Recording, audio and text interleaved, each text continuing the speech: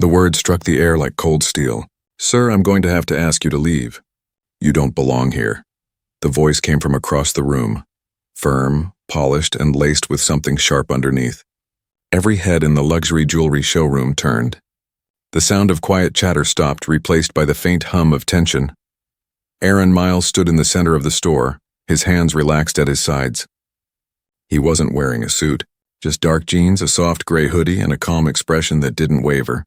Even as a dozen eyes studied him, the store glittered with wealth, mirrors, chandeliers, diamond necklaces catching the light like ice. Yet all that sparkle couldn't hide the sudden unease that had filled the room. "This isn't a public market," said the manager, Olivia Hart, her tone dripping with disbelief. Her pearl earrings swayed as she folded her arms. "Everything here starts at $50,000. Aaron nodded once, polite and steady. "I understand. I'm here for the Heritage Collection." Olivia's brow arched. "Security?" she called, her voice echoing off marble walls. Phones appeared in hands. Customers leaned in. The crowd loved a scene, and Olivia was giving them one. "Have you ever been judged so quickly that strangers joined in your humiliation?" Aaron had been through this before, but today was different. Today would change everything, not just for him, but for an entire company that had forgotten what dignity really meant. The spark Olivia's assistant, a nervous young woman named Mia, hesitated behind the counter. Her fingers hovered over the store phone. "Are you sure, Ms. Hart? He hasn't done anything." "Call them," Olivia said sharply. "Now." Aaron glanced at his watch. It was 4:10 in the afternoon. His flight to New York wasn't until 8. Plenty of time. He'd promised his daughter he'd pick up her graduation gift before leaving town. A custom platinum bracelet engraved with her name. The order had been ready for days. "Sir," Olivia said in a tone meant to sound professional, but it carried something else, a weight of assumption. "Are you sure you're in the right place?" A quiet murmur rippled through the shoppers. An older woman looked on, her face creased with concern. Two younger women by the window had already started recording. Aaron stayed calm. "Yes, I'm exactly where I need to be." He reached into his jacket and pulled out a small black notebook. In neat handwriting, he noted Olivia's name from her golden badge, the time and the growing number of spectators. The red digital display near the entrance flashed. "Spring sale ends in 10 minutes, 10 minutes. That was all it would take to change everything. "The judgment grows. Do you have an appointment?" Olivia asked coldly. "Consultation fees begin at $200. Aaron's lips curved faintly. "I wasn't aware window shopping required an appointment." A man emerged from the back office, tall, thin, and overly confident. The assistant manager, Thomas. He moved to stand behind Olivia, as if reinforcing a barricade. "These aren't imitation pieces," he said, his tone sharp. "These are exclusive designs." Aaron glanced at the reflection of his own calm face in the glass. In the pocket of his jacket, his phone buzzed once. His boarding pass shimmered on the screen. Seat 2A, first class. His phone case carried a small, discreet company logo, one few people recognized, but soon they would. From the corner of the room came a whisper. "Oh my God, you guys," said a young woman live streaming on her phone. "They're about to kick out this man just for existing." Her stream started with 20 viewers, then 50, then 100. Comments poured in faster than she could read. "This is awful. Get their names. Make it go viral." Olivia stiffened, her voice tightening. "I will not be intimidated in my own store. Sir, you need to leave immediately. The truth begins to surface." The security guard arrived, a calm older man with the kind of posture that came from decades in the field. He scanned the scene quickly, noting the tension, the manager's anger, and Aaron's composed stillness. "Ma'am," he said carefully, "what seems to be the issue?" "This man refuses to leave," Olivia said. "He's disrupting our clients." The guard looked at Aaron. "Sir, are you here for something specific?" "Yes," Aaron said. "I ordered a bracelet for my daughter's graduation. I called ahead on Tuesday. It was supposed to be ready." The guard tilted his head. "You called ahead?" Olivia flushed slightly. "I have no record of that." Aaron unlocked his phone and turned the screen toward them. "Tuesday, 2:15 p.m. I spoke with someone named Daniel. Order number H9321. Mia, the assistant, froze. "Ms. Hart," she whispered. "I think I remember that." Daniel was on lunch. "I took the message." "Mia, please check inventory," Olivia snapped, voice rising. The viewer count on the live stream climbed past 200. The young woman filming whispered to her audience, "He's so calm. This is heartbreaking." An elderly customer stepped forward. "I've been shopping here for 20 years, she said sternly. "This is disgraceful." "Ma'am, please." "No," the woman interrupted. "This is wrong." Plain and simple. Whispers turned into voices. Disapproval spread.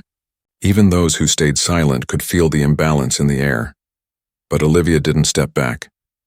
Instead, she doubled down. "I'm calling my district supervisor," she said. "We have procedures for this." Her phone was already ringing before anyone could respond. The countdown Aaron wrote one more note. 4:15 p.m. Escalation begins. The red display clock now showed 9 minutes 30 seconds until the end of the store's promotional event. The live stream had crossed 300 viewers. Comments filled with outrage.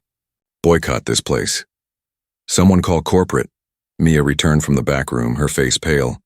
"Ms. Hart," she said softly, "the order is here. Custom platinum bracelet. Paid in full." Olivia's voice faltered. "That's impossible." "It's under his name," Mia said. "Processed through corporate." "The payment, it was large." Olivia's assistant looked uneasy. "Maybe we should just check with corporate." "No," Olivia snapped. "Anyone can fake a receipt." The store had gone silent except for the ticking clock and the sound of phones recording. Aaron remained still, his tone steady. "Would you like me to call your corporate office myself?" Olivia's jaw tightened. That won't be necessary, but it already was. The security guard looked between them, uneasy. He had seen countless confrontations in high-end stores, but something about this one felt different. Aaron's composure was unsettling, too calm, too deliberate, as though he already knew how it would end. The air in the showroom had shifted. Customers no longer pretended to browse. Every eye followed the unfolding scene. Olivia tapped her phone, connecting to her district supervisor. Her voice carried through the entire space. "Mr. Harris, this is Olivia at our Wilshire boutique. I have a situation that needs immediate attention. A suspicious individual refuses to leave after being told he doesn't have an appointment." The guard's brow furrowed. Suspicious individual. That phrase lingered in the air like smoke. Aaron noted it down in his small book, along with the time. Across the room, the young woman filming whispered into her live stream. "You guys, it's still happening. He's literally showing proof he paid, and they're still treating him like a criminal." Her viewers doubled again within minutes. Comments flooded her screen. Some were angry, some disbelieving, others begging her to keep filming. Olivia spoke louder, emphasizing her words. "Yes, sir. He's refusing to cooperate. No, he has no proof of purchase that I can verify." She hung up and turned to Aaron. "You have two options. You can leave now, or I'll have security escort you out." Aaron's tone didn't waver. "I'm happy to wait until your supervisor joins the call." The countdown clock near the counter continued ticking down. 9 minutes. 8:59. 8:58. Then the store phone rang again.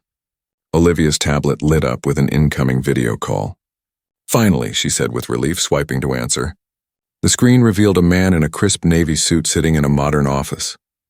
"Mr. Harris, thank you for responding so quickly," Olivia said. This man entered without an appointment, became aggressive when asked to leave, and now claims he has an order under his name. "I believe it's a fabrication." Mr. Harris leaned closer to the screen, studying Aaron. Something about the man's calm gaze triggered recognition, but he couldn't quite place it. "Sir, can you show me any evidence of this order?" Aaron took out his phone again. "Order number H9321, paid in full. Confirmation email, wire transfer receipt, correspondence with your design department." He turned the screen toward the camera. Olivia stepped back abruptly, her hands trembling. "Anyone can fake an email," she said quickly. "I need to see proof in our system." "Mia," said Mr. Harris from the tablet, "check the internal order database." "Search that number," Mia typed nervously. Then her eyes widened. "It's real," she said softly. "Custom platinum bracelet, heritage line, engraved with the name Ava Miles. Fully paid. Processed last Tuesday." The room froze. Customers stared. Olivia's mouth opened, but no words came out. Mr. Harris frowned. "Why wasn't this flagged for management approval?" "Corporate processed," Mia whispered. "It bypassed local authorization." Aaron tucked his phone away. "Now, if there's nothing else, I'd like to see the bracelet." Olivia's face went pale. "You must understand, we have to protect the store. There are people who..." Aaron interrupted gently. Who look like me? The words landed like a crack in glass. For the first time, Olivia couldn't meet his eyes. The elderly woman who had defended him earlier spoke again, louder this time. He's done nothing wrong. The only thing suspicious here is your attitude. The young woman with the phone whispered to her live stream, This is wild. He's still being polite while they're falling apart. You guys, there are almost 1,000 people watching. Olivia's assistant leaned in, voice trembling. Maybe we should just let him be. He hasn't done anything. Olivia shook her head. No, I need to confirm with corporate before anything leaves this store. Aaron looked at the countdown clock again. 8 minutes. He smiled slightly. That should be enough time. He made one more note in his pad. 8 minutes to clarity.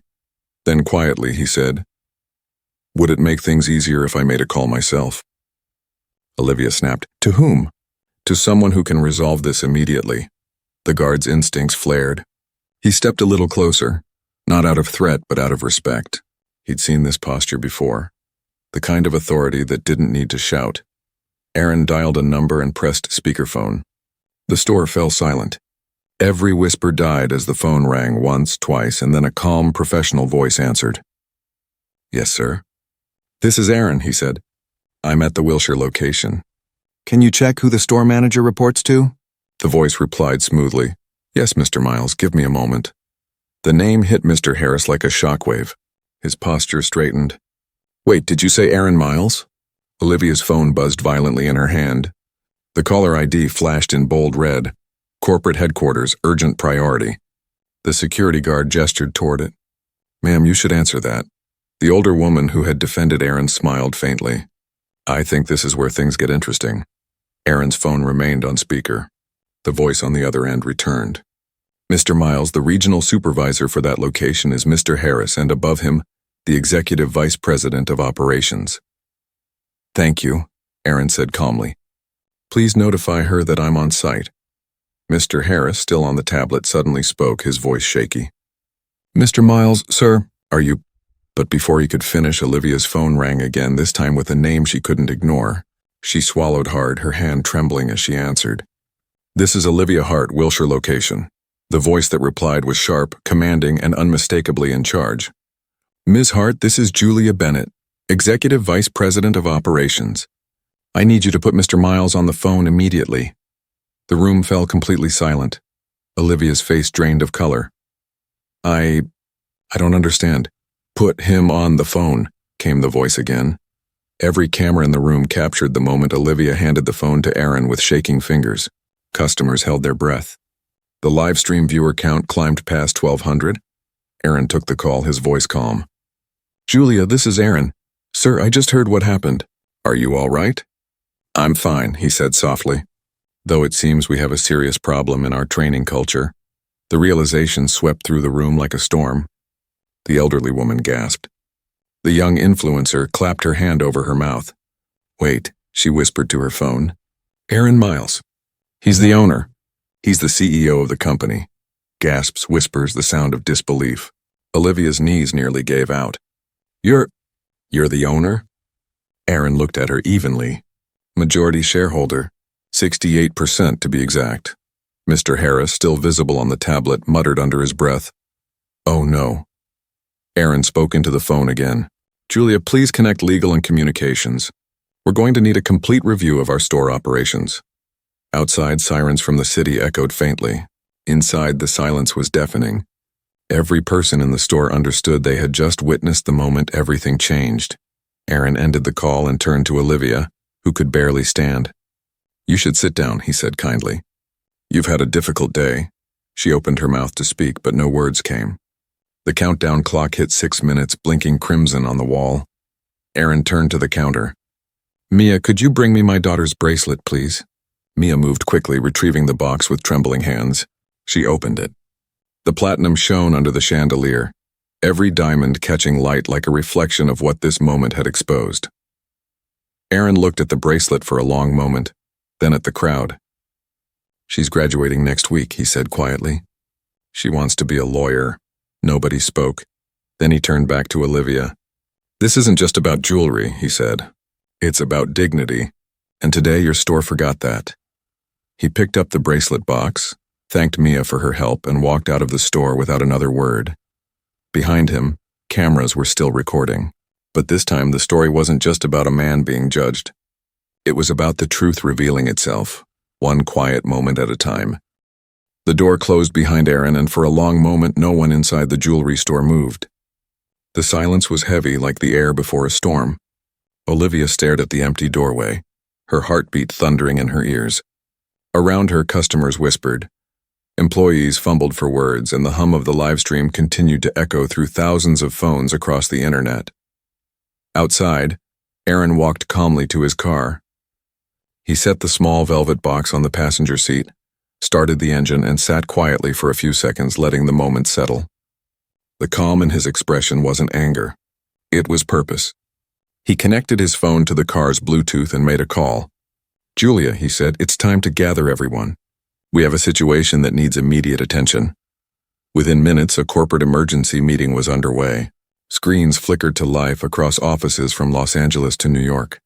Executives joined one by one, their faces tense, eyes tired. Julia Bennett began the call. "Ladies and gentlemen, we have a critical incident at the Wilshire location." The video is spreading fast. It's already hit 20,000 views in the last hour. David Lynn from the legal department spoke first. "We've reviewed the live stream. There's clear evidence of discriminatory behavior by the store manager, Ms. Hart. Customers and staff witnessed everything. She refused service to the CEO of our company based on assumptions about appearance."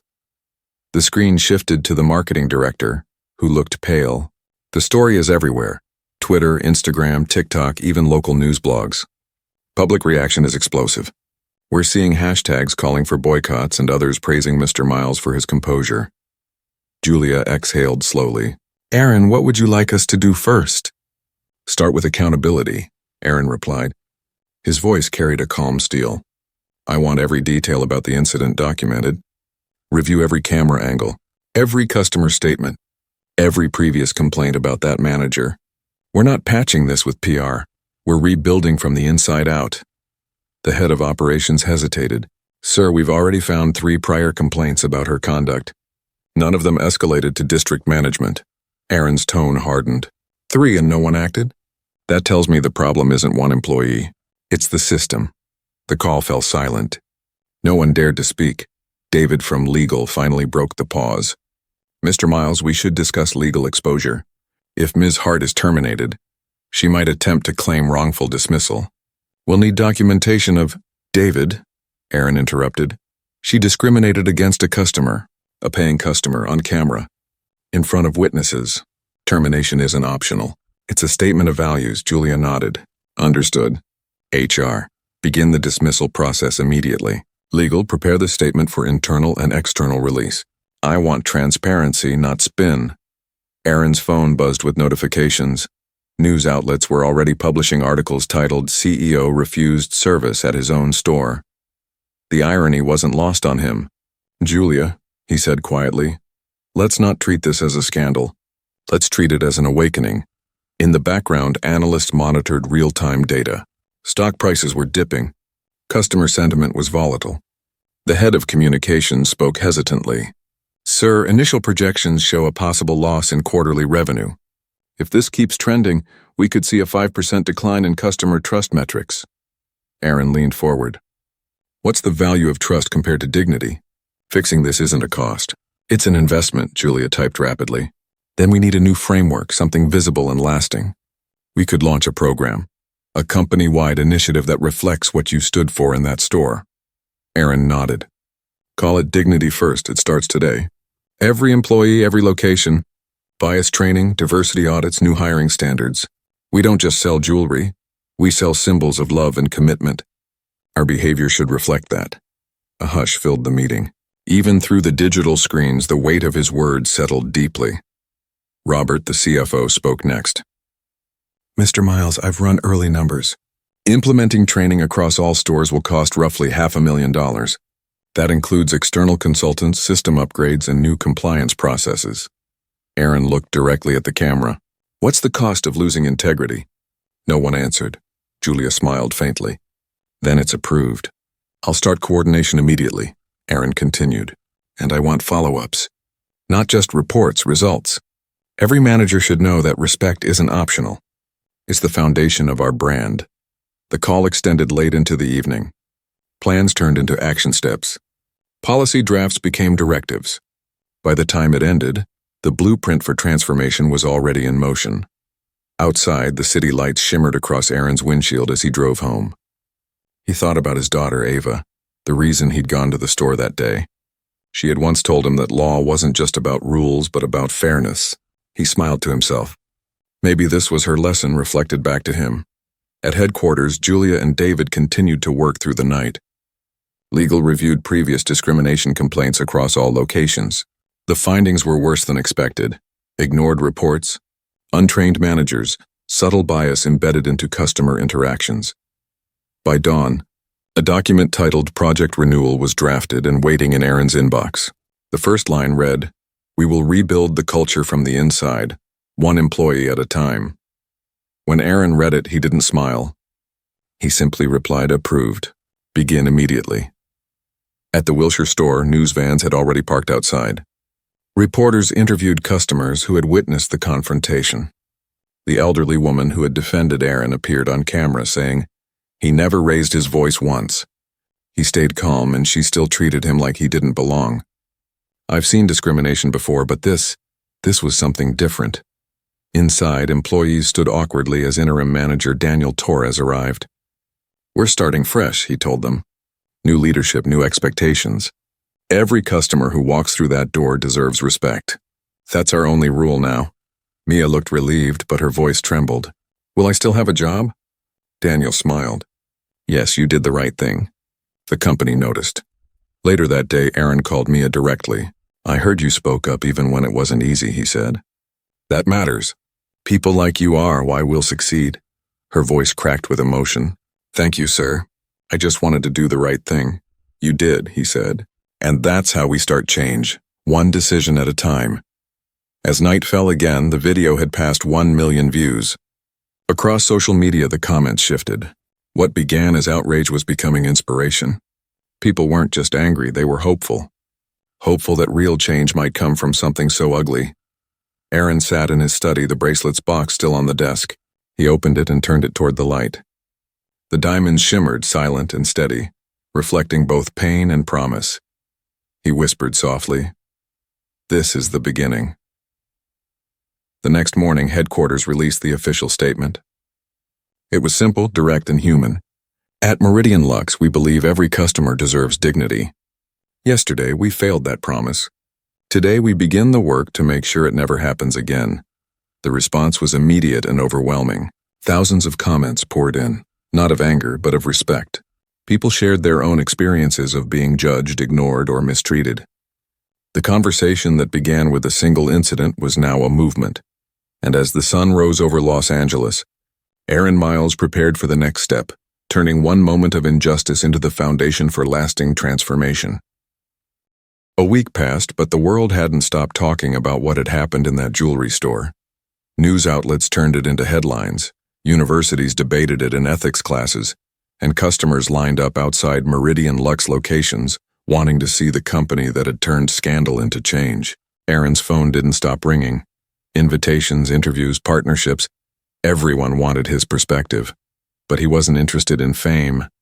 He was interested in proof that transformation could be real, that it could reach beyond public statements and touch the everyday lives of employees and customers. At corporate headquarters, the first Dignity First training began in a glass conference room overlooking downtown. There were no suits, no rehearsed speeches, no corporate buzzwords. Aaron sat among the employees, wearing a simple blue shirt and listening quietly. The trainer, Dr. Amara Okoro, a respected diversity consultant, began by saying, "What happened at Wilshire wasn't just about one person. It was about a system that taught people to judge before they understood. We're here to unlearn that." Her voice was steady, honest, and human. She didn't preach. She asked questions. Real ones. "When you see a customer who doesn't look like your idea of luxury, what do you feel? What assumptions come to mind?" At first, no one spoke. Then a young employee raised his hand. I think I sometimes assume people can't afford what's in the case if they don't dress the part. Amara nodded. And why do you think that? Because we're told to watch for serious buyers, he admitted. Aaron leaned forward. What if every buyer was serious until proven otherwise? The room was silent. Then one by one, people began to share. Stories came out. Times when they had seen discrimination, times they'd been afraid to speak, times they'd ignored the quiet voice that said something wasn't right. The conversations grew deeper. There were tears, laughter, moments of uncomfortable truth. Aaron spoke at the end of the session. I didn't come here as your boss today. I came as a man who's been judged more times than I can count. I stayed calm that day not because I wasn't angry, but because I knew anger wouldn't fix it. Only awareness can. And awareness comes from listening to the things we don't want to hear. Every person in that room left different. Not perfect, but changed. Over the next month, every Meridian Lux store across the country participated in the training. No exceptions. From top executives to part-time associates, everyone attended. And Aaron was there for all of them. He traveled city to city, shaking hands, listening to stories, sharing his own. Meanwhile, results began to show. Complaints dropped by 70%. Customer satisfaction reached new highs. But the real shift wasn't in the numbers. It was in the energy. Stores that once operated with quiet tension now greeted customers with warmth. Associates no longer scanned people from head to toe before saying hello. They smiled first. They asked questions out of curiosity, not suspicion. Reporters started calling it the Meridian turnaround. Social media posts from customers painted a new picture, staff helping, listening, treating everyone like they belonged.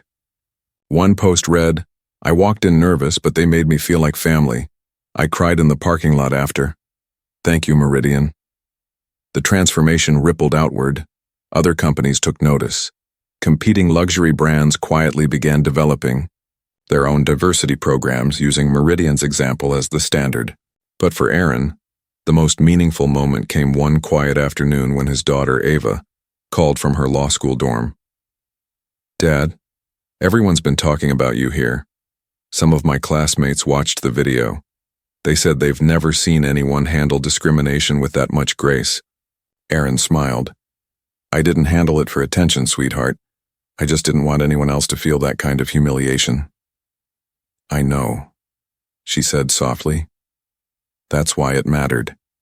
He could hear the pride in her voice. The same pride his own father had once carried when he'd opened his first small jewelry shop in Chicago decades ago. Aaron thought about how far they had come, from polishing rings in a modest workshop to leading a company that now symbolized more than wealth. It symbolized worth. Weeks later, at the company's annual conference, Aaron stood before hundreds of employees. The air was thick with anticipation. Everyone wanted to hear how far they'd come, but no one expected what he said next.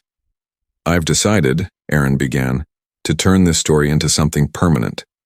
Starting today, 5% of our annual profits will go into the Dignity Foundation, a program that supports minority entrepreneurs in retail and design. Gasps filled the room. Then came applause, loud, genuine, thunderous applause that didn't stop for nearly a minute. Aaron raised his hand for quiet. We don't just sell luxury anymore. We build legacy.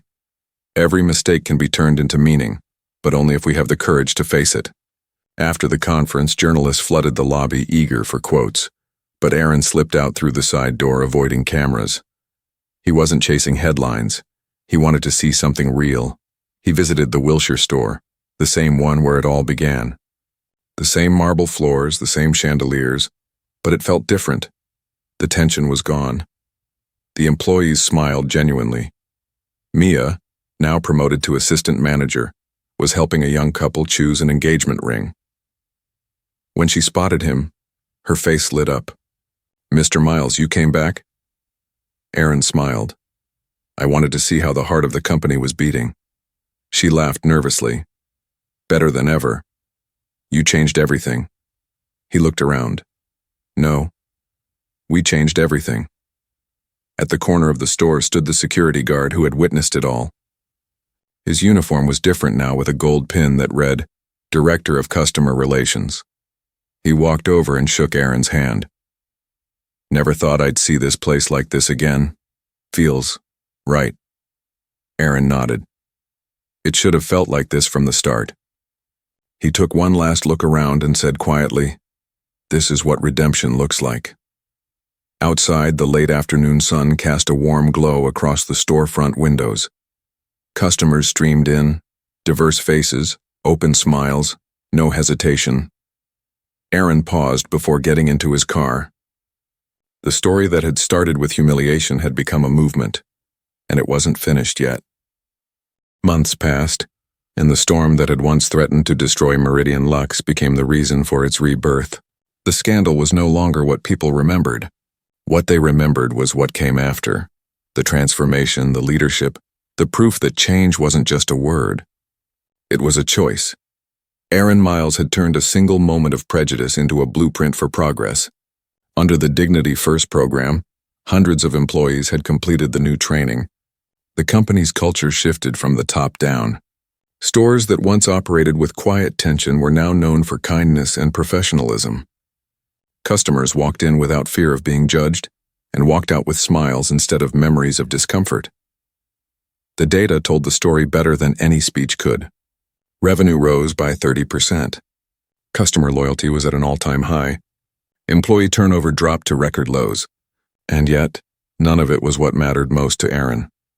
What mattered were the stories, the quiet messages he received every day from people he had never met. One came from a retired teacher in Atlanta who wrote, For years I avoided high-end stores because of how I was treated. After watching your story, I went into one for the first time in a decade. I was treated with kindness. I cried in my car afterward. Thank you for changing something I thought could never change. Another came from a young entrepreneur in Detroit who said, I saw your video when I was still doubting myself. I've since opened 3 boutique stores. I tell my staff every day, treat people like they belong. Those letters meant more to Aaron than quarterly reports or headlines. They were proof that the ripple had become a wave. Meanwhile, the Dignity Foundation began awarding grants to small business owners from underrepresented communities. Within a year, it had funded over 50 startups, designers, tailors, artisans, and shop owners who might never have had the chance otherwise. Aaron personally attended every orientation, shaking hands, offering advice, listening. To him, leadership wasn't about distance. It was about presence. At the Wilshire store, a small plaque now stood near the entrance. Simple, elegant, engraved in silver, we serve every customer with dignity and respect. Visitors often stopped to read it, unaware that the story behind those words had once been one of humiliation. Now it stood as a symbol of accountability and redemption. Even Olivia Hart, the former manager who had started it all, had changed. Months after her dismissal, she reached out to Aaron through an intermediary asking to meet. They met in a small cafe overlooking the ocean, neutral ground far from the marble and gold of the showroom. She looked different, simpler. Her voice trembled when she spoke. I wanted to say I'm sorry. I lost everything because of what I did, but losing it made me see who I was becoming. I joined a local community center. We teach small business owners about inclusion now. I tell them about that day and about what I learned from you. Aaron listened quietly. There was no anger in his eyes, only reflection. You can't rewrite the past, he said gently, but you can make the future worth living for. Tears filled her eyes. I'll never forget that, he nodded. Then make sure no one else forgets it either. When she left, Aaron stayed behind, watching the waves roll in. He thought about forgiveness, and not as an act of approval, but as an act of release. Some stories weren't meant to end in punishment. They were meant to end in growth. Back at headquarters, the Dignity First initiative had become the company's core identity. Aaron no longer had to remind anyone why it mattered. The culture spoke for itself. New hires learned it from day one. Veteran employees lived it daily. The transformation even reached the wider industry. Competitors adopted similar programs quietly, some even contacting Meridian Lux to ask for guidance. Universities began teaching the case as an example of ethical leadership. Business journals called it the Miles Model, turning discrimination into reform. When Harvard Business School published a case study on the incident, they invited Aaron to guest lecture. Standing before a room of future CEOs, he said simply, "You can't control what happens to you, but you can control how you respond. The real test of leadership isn't in comfort. It's in crisis." The applause was quiet at first, then grew until the hall filled with the sound of people who understood that he wasn't just talking about business. He was talking about humanity. Ava, now a law graduate, sat in the front row that day. When the lecture ended, she walked up and hugged her father. "You didn't just teach them business, Dad," she said. "You taught them how to be human." He smiled softly. "That's all I ever wanted." Later that year, during the company's annual gala, Aaron stood on stage with his team beside him. Julia, David, Mia, and even Robert, the security guard turned director. The crowd was full of employees, partners, and customers who had all been part of the journey. Aaron spoke without notes. This company was built on the belief that luxury is about experience, not appearance. A year ago, we were reminded what happens when we forget that. But we listened, we learned, and we changed. Real change doesn't begin in boardrooms. It begins in moments of humility, when we choose to do better instead of defend our pride. He paused, scanning the faces before him. Every one of you made that choice. That's why we're not just a jewelry company anymore. We're a promise that dignity will always come first. The applause that followed wasn't polite. It was emotional. People were standing, clapping through tears, smiling at one another like they all knew they had survived something together. Afterward, Aaron slipped out to the balcony, away from the noise. The city stretched beneath him, glowing in the evening light. He pulled out a small velvet box from his pocket, the same one he had picked up on that fateful day. Inside, the bracelet still shone, untouched by time. Ava had long since returned it to him after her graduation, saying, "It belongs to you now. It's not just a gift anymore, it's history." He turned the bracelet in his hand, the diamonds catching the reflection of the city lights. It wasn't the sparkle that moved him. It was the story it carried. A story that began in humiliation and ended in hope. He whispered into the quiet night, "This is what change looks like. One choice, one moment, one human heart at a time." And as the city lights shimmered below, Aaron Miles smiled. He knew that somewhere in another store, another person was being treated with the respect that once was denied to him. And that was the true measure of victory. The scandal was forgotten. The lesson was not. Because what began as a story about discrimination had become a story about dignity, and how one man's grace reshaped an entire world of luxury into something far more valuable than gold. The night was quiet, but the world around Aaron Miles was still awake. A year had passed since that day at the Wilshire boutique, and though the fire of outrage had faded, its light continued to guide everything he touched. The world had moved on to other headlines, but Meridian Luxe had not. The company had evolved into something larger than business. It had become a symbol. Aaron's name had started to appear in circles far outside the jewelry industry. Business schools cited his leadership as a case study. Human rights organizations invited him to speak. Even government representatives requested his insights on corporate ethics and diversity reform. Yet despite all the attention, he remained grounded. He refused interviews that sought sensationalism. When reporters asked how he had handled being humiliated in public, he always answered, "It wasn't about humiliation. It was about awakening." The transformation within Meridian Luxe deepened. What began as a cultural shift now pulsed through the company's DNA. Store designs were updated to include community spaces for artisan showcases and mentorship events.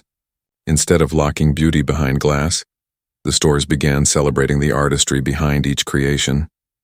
Employees weren't salespeople anymore. They were storytellers, connecting people to meaning rather than price tags. On a bright Friday morning, Aaron walked through the new flagship location downtown. It was different from anything the brand had built before. Open, warm, filled with light and sound and life. A small orchestra played near the entrance, and customers mingled freely with designers. In the center stood a display unlike any other, the Heritage Collection, inspired by Grace. Mia approached him, smiling proudly. "We finished it last night," she said. "Each piece tells a story of change, of second chances." Aaron looked at the display. bracelets, necklaces, and rings that carried names like empathy, courage, reflection. Each design had been created by a different artisan, funded through the Dignity Foundation. "You've built something beautiful," he said softly. She smiled wider. "You taught us how." The grand reopening attracted people from across the city. Former critics stood beside longtime supporters. The media came, but for once the cameras didn't feel invasive. They weren't hunting for controversy. They were documenting redemption. As Aaron prepared to speak, the lights dimmed and the crowd quieted. He took the microphone and paused for a long moment before saying anything. "A year ago," he began, "I walked into one of our stores and I was told I didn't belong. That moment wasn't the end of something. It was the beginning. It reminded me that success means nothing if it isn't shared. Dignity means nothing if it isn't given freely. And leadership means nothing if it isn't humble." He glanced toward the crowd, catching sight of Olivia Hart at the back of the room. She stood quietly, not as an employee but as a guest, someone who had faced her past and chosen to rebuild her life. She gave him a small nod. He returned it with a faint smile, a silent acknowledgement that even the hardest stories can find their grace. He continued, "We built this company to sell brilliance, but we forgot that the brightest thing we could ever offer is respect. Today, every person in this room stands as proof that we can do better, that we did do better. This isn't a jewelry store anymore. This is a reminder of who we are when we choose humanity over ego." Applause filled the space like thunder. It wasn't the polite sound of a corporate event, it was raw and emotional. People were crying, hugging, clapping until their palms stung. Aaron stepped back from the podium, overwhelmed for the first time in a long while. Julia Bennett joined him on stage, eyes glassy. "You turned a moment of pain into a movement of purpose," she said quietly. "Do you realize what you've done?" Aaron looked out at the sea of faces, diverse, hopeful, alive. "No," he said softly. "We did it together." Outside, the city's skyline shimmered as evening began to fall. Crowds gathered around the flagship store's windows, where the new plaque glowed beneath the lights. It read, "Luxury is not what you wear. It's how you treat people." That night, Aaron drove home through streets he had walked for years, but everything felt new. The billboards that once advertised wealth now displayed the company's new campaign. Images of real customers, real employees, real stories. No models, no filters, just authenticity. When he arrived home, Ava was waiting for him. She had passed the bar exam 2 days earlier, and her smile carried both pride and mischief. "You didn't tell me there'd be a billboard of you downtown," she said. He laughed. "I didn't approve that. They must have gone rogue." She handed him a framed photo. It was of her graduation day, the one he had missed the beginning of because of the incident. She had written a note beneath it. "Thank you for showing me that the strongest people don't fight to be seen. They fight to see others." Aaron's throat tightened. He placed the frame beside the velvet box that still held the bracelet. "You know," he said, "that bracelet started a revolution." She grinned. Maybe it was never just jewelry. Maybe it was a mirror. He looked at her curiously. "A mirror?" "Yeah," she said. "It showed everyone who they really were, and who they could become." They both laughed softly. The moment was quiet but powerful, the kind of silence that didn't need filling. Weeks later, Aaron stood once more on a stage, this time at the International Ethics in Business Forum in Geneva. The room was filled with global leaders, executives, and scholars. His keynote was simple. "What happened to me could happen to anyone," he said. "The question is, when it does, will we use it to divide or to rebuild? Because real equality isn't achieved through outrage. It's achieved through responsibility." The audience rose to their feet. Some clapped, others simply nodded, their faces thoughtful. His message wasn't about corporate damage control or brand recovery. It was about humanity's capacity to evolve when given the choice. When the event ended, Aaron stepped outside into the crisp Swiss air. The sky was painted with fading sunlight, streaks of gold and violet stretching across the horizon. He took a deep breath, feeling a quiet peace he hadn't known in years. A journalist nearby approached and asked gently, "Mr. Miles, after everything you've been through, the humiliation, the fame, the redemption, do you ever wish that day never happened?" Aaron smiled faintly. "No," he said. "Because without that day, none of this would exist. Sometimes the hardest moments in life are just disguised beginnings." You only see their purpose once you've walked through them. He turned, walking away slowly through the plaza as the city lights began to glow. Behind him, a billboard displayed a simple message from Meridian Lux: dignity, grace, humanity. The company had grown, but more importantly, it had awakened. And at the center of it all stood a man who once walked into his own store and was told he didn't belong, now ensuring that everyone everywhere always would. Aaron Miles had built more than a legacy. He had built a new definition of luxury, one rooted not in status but in soul. And that, he thought as he disappeared into the night, was worth more than any diamond could ever shine.